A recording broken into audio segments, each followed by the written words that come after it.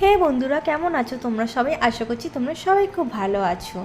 তো আমি ভিডিওটা বানিয়েছিলাম স্যাটারডে আমার পড়া ছিল, তো সকালবেলা আমি ভিডিওটা যদিও স্টার্ট করিনি, তারপর বাড়ি এসে ভাবলাম যে ব্লিঙ্কিটস থেকে কিছু সফট ড্রিঙ্কস আমি নিই।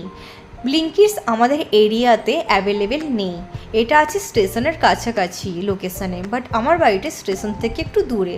কিন্তু আমি যেহেতু মানি পেমেন্ট করে দিই ওদের রিকোয়েস্ট করে বলি যে প্লিজ একটু দিয়ে যান আমার বাড়িতে, তো ওনারা দিয়ে যায়, যদিও কথা শোনায় দু একটা, তো যাই হোক কোনো ব্যাপার না।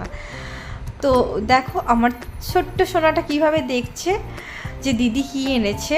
ওদেরকে তো আমি আর কোল্ড ড্রিঙ্কস এরকমভাবে দিতে পারবো না, আইসক্রিমটা যাই হোক দিই, মিষ্টি দেওয়া কুকুরদের বারণ আছে, কিন্তু ছোটোটাকে মানে বাটির মধ্যে যদি মজা ঢেলে দিই সে খায়।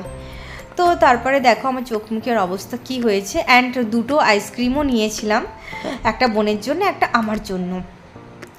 তো ব্লিঙ্কিটসে ভ্যারিয়াস টাইপের আইসক্রিমও এখানে অ্যাভেলেবেল আছে।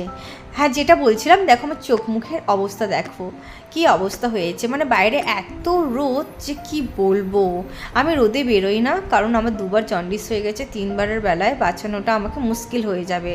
তো যার কারণে আমি এখন খুব সাবধানেই থাকি অন্তত রোদ থেকে। তো দিনের বেলায় তো লাঞ্চ ওই আলু পোস্ত আর এমনি সয়াবিন আলু তরকারি এসবই ছিল। আর রাতে আমি দাদা বৌদি থেকে নিয়েছিলাম মাটন বিরিয়ানি, চিকেন দো পেঁয়াজ আর মিক্স রায়তা। দাদা বৌদির সার্ভিস বলতে গেলে আগের তুলনায় খুবই বাজে, একেবারে থার্ড ক্লাস হয়ে দাঁড়িয়েছে।